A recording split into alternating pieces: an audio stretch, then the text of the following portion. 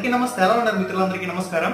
Friends, already మీరు government employee కింద work చేస్తూ ఉన్నా, లేదంటే ఈ ప్రస్తుత డిఎస్సిలో 85కు పైగా స్కోర్ చేసుకుని కన్ఫామ్ గా డిఎస్సి లో జాబ్ వస్తుంది అనే క్యాండిడేట్లు కంపల్సరీగా ఇక్కడ కానిస్టేబుల్ ఎగ్జామ్ కూడా చాలా మంది రాస్తున్నారు కదా.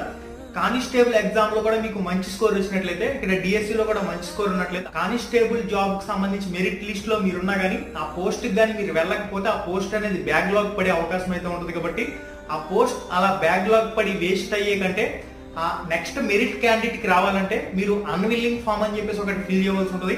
అన్విల్లింగ్ ఫామ్ అంటే ఏంటి, ఇక్కడ మీకు క్లారిటీగా స్క్రీన్ మీద డిస్ప్లే చేస్తాను. అది మీ చేతి హ్యాండ్ రైటింగ్ తో రాసి ఇక్కడ నేను మెయిల్ కూడా డిస్ప్లే చేస్తాను. ఆ మెయిల్ కి మీరు సెండ్ చేసినట్లయితే ఇక్కడ ఖచ్చితంగా మీరు డిఎస్సి లో జాబ్ కి సెలెక్ట్ అవుతారనే కాన్ఫిడెన్స్ మీకు ఉన్నప్పుడు ఖచ్చితంగా అన్విల్లింగ్ ఫామ్ అనేది కానిస్టేబుల్ ఎగ్జామ్ కి సంబంధించి మీరు ఇచ్చినప్పుడు వస్తే ఆ ఫ్యామిలీ హ్యాపీ అవుతుంది. కాబట్టి ఆ రకంగా కూడా మీరు ఒకసారి ఆలోచన చేయాలి. తెలుసుకుందాం. శుభం.